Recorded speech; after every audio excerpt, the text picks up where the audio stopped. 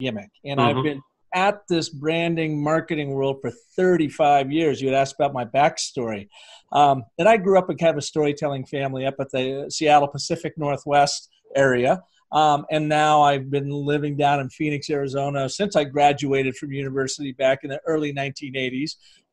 Been down here, my wife, 3 kids, started an ad agency, and really in 2016, pivoted away from your traditional ad agency model and started deploying storytelling, of which I had been studying for about 10 years leading up to that. And now I consult, teach, coach, and speak on story because I just found the old ways of marketing, of brand development, regardless if you are communicating online in the digital realm or offline in traditional marketing media, just simply doesn't work anymore. So why is story so important and why does it work? Well, it's such a great question. And to me, one of the most interesting aspects of humanity and us as Homo sapiens and our ability to use this brilliant, frontal cortex to create digital media and the ability of you and I to talk, live, halfway around the world and capture it for the rest of your viewers. And we do this now, with everything. And so social media, like I said, in 2006, things changed so much, primarily because websites really started taking off. The online world started growing. Social media started literally crawling out of, the murk and the madness to become what it is today.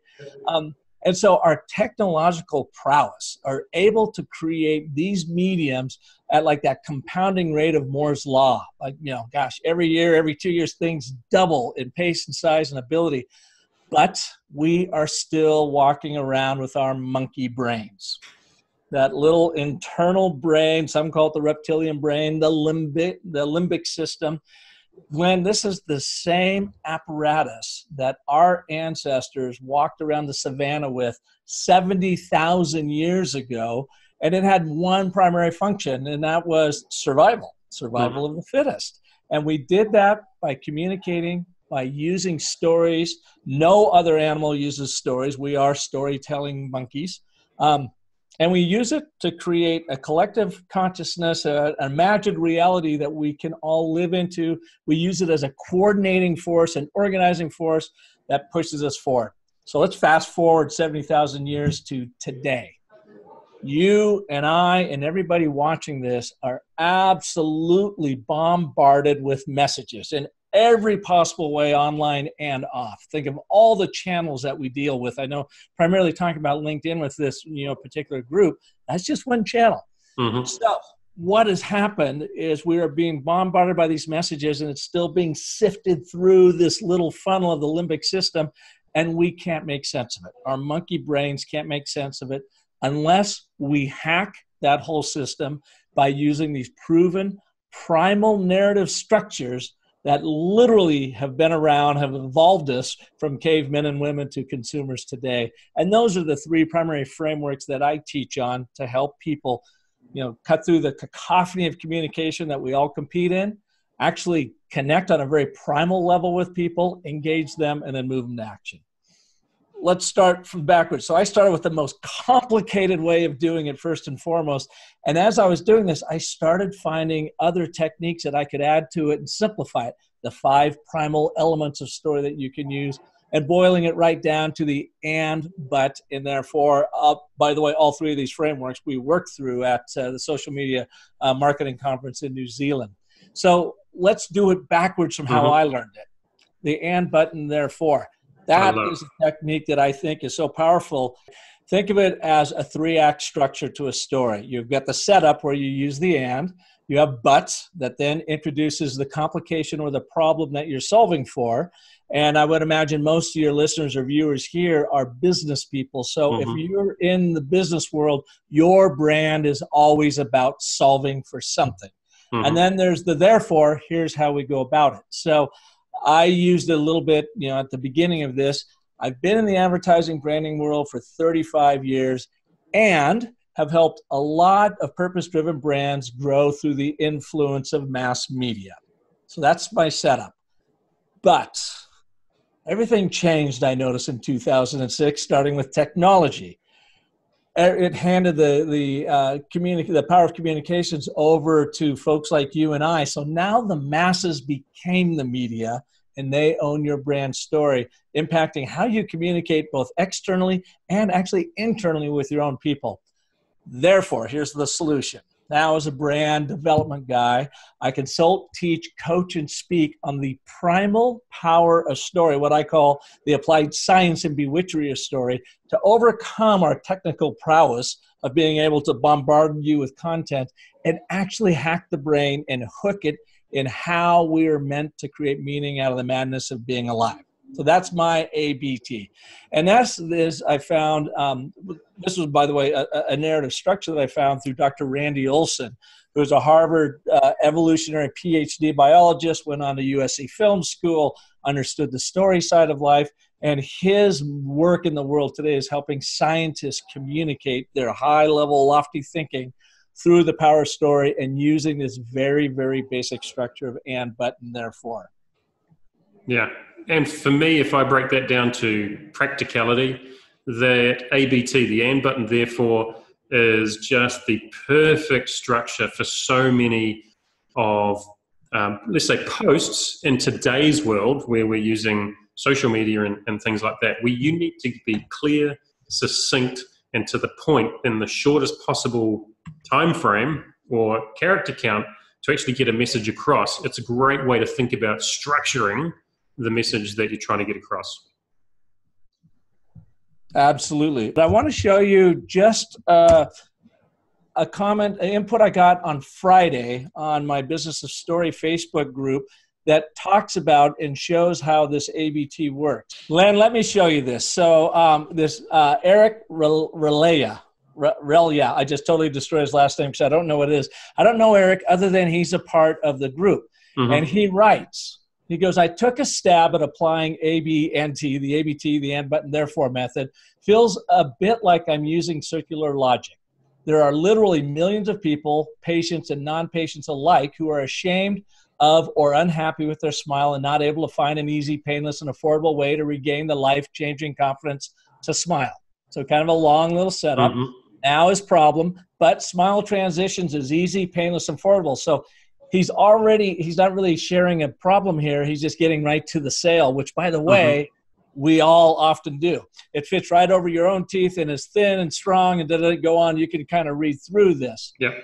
Therefore, smile transitions is an excellent treatment option for patients who are hesitant to commit to more involved restorative treatments. Smile transitions offers these patients the experience of living with better function and superior aesthetics. So kudos to Eric for putting this together and for sharing it up on Facebook with us in our group and saying, but it's not working for me because it just feels circular. It's just kind of cumbersome. And so in literally about a minute and a half, I was able, because I've done this ABT so much, rewrite it. And here's what his new ABT looks like. Nothing lights up a room like a beautiful smile, and millions of people wish they could enhance their teeth. But here's the problem. They think it's difficult, painful, and expensive. Therefore, smile transitions is the safest, most affordable way to restore your pearly whites and brighten your confidence. Eric then writes back, wow, thank you. Now I get it. See how that ABT totally simplified his thinking up there. Absolutely. Well, I've been teaching storytelling and doing these workshops all around the world. And I've worked with big brands and small brands and nonprofits and everybody in between. I even teach this to brigadier generals and 4-star generals in the U.S. Air Force. I help them. And quite often, almost every time I do it, I get excuses where people say, I don't have a story to tell. Nobody cares about my story. Storytelling is just a gimmick. It doesn't work.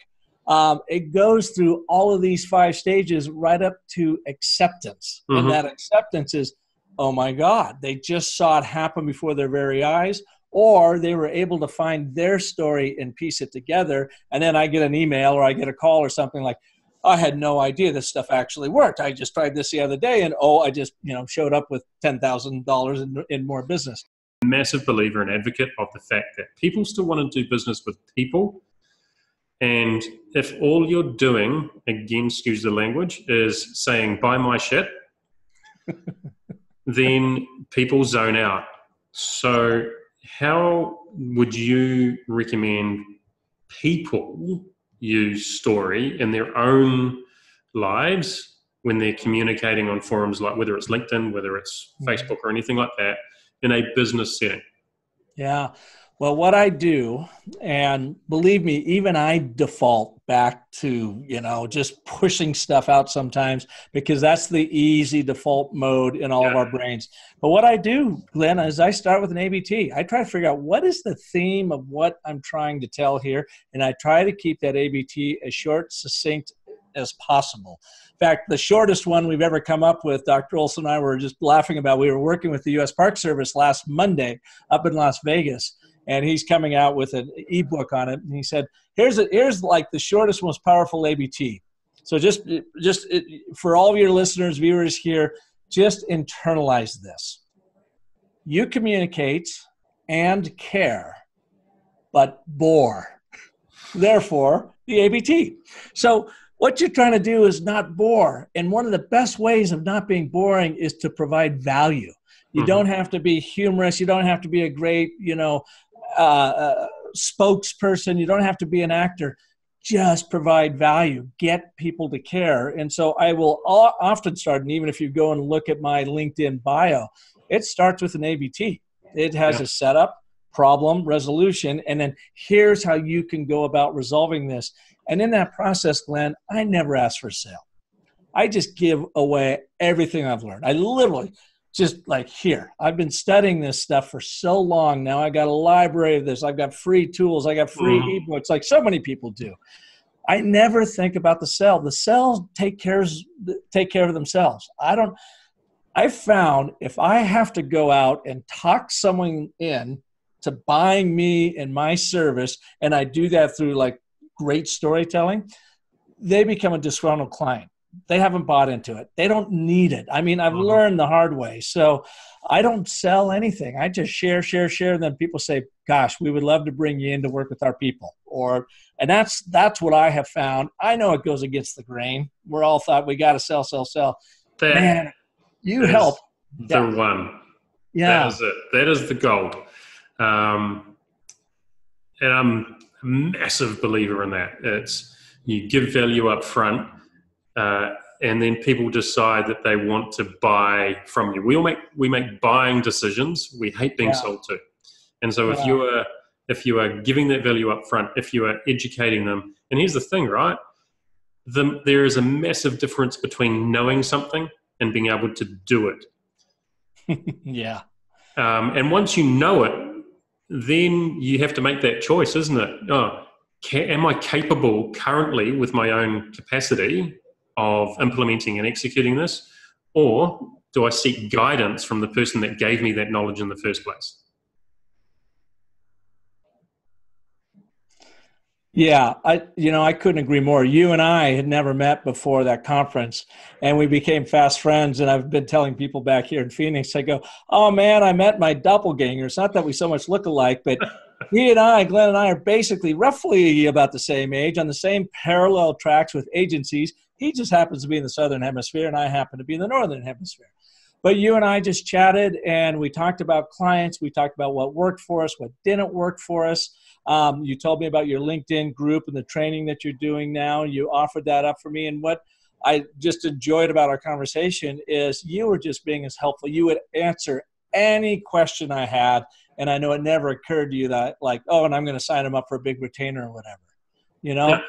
But man, you would be the first person I refer anybody to if they ever say, I need someone down in Auckland. Who would I go to? But it's because you freely and gladly shared your wisdom and your experience. And gosh, as we all get a little bit older and get a little bit grayer, what we have going for us is that trench warfare of advertising and marketing from the traditional days to the digital days and everything we've learned. And that's invaluable. So I just share it freely, and the business is going to come. More business than you know what to do with, actually. Character trumps credentials. So don't lead with that CV and your resume and here's your background, your experience. If you're in the conversation, it means you're in the game. It means They know you have game. So what do they really want to know about you? Who are you? What do you care about? What are some of your character traits? And do they connect with who we are and what we're looking for? And Glenn, the only way I've found that you can possibly get that and communicate that across is through true stories well told about who you are, what drives you, where you've been through tough things, how you overcame it. And the reason why it works is it goes back to what I mentioned at the very beginning of this. Our ancestors, social animals we are, walked around the savannah, and we use stories as the number one survival tool, probably more important than our opposable thumbs. Well, you know what? Our brains haven't changed in 70,000 years. We're still those hairy apes, and we want to know that person sitting across from us better by some of the events and the stories and the anecdotes that they share about themselves and what they've experienced, because that tells us that we could go into the trenches with them and they've got our back. And that's what it's about. Character trumps credentials every single time. Those points that you just made are exactly the reason why this LinkedIn training program that I run is called the LTV program, because there's only really three things that matter when people want to do business with people, in my humble opinion. Likability, trust, and the value that you bring to the relationship. And how better can you show that than through story? Yeah. Well, stories, to your point, reveal a truth that creates the trust between them. Now, people can say fake news and false stories and he's lying to me. Well, if you go in with a bad story, the truth is ultimately going to come out. So go in and be honest and forthright and use story for good and not evil. And you'll connect because it shares a truth that then creates that trusted connection that you get.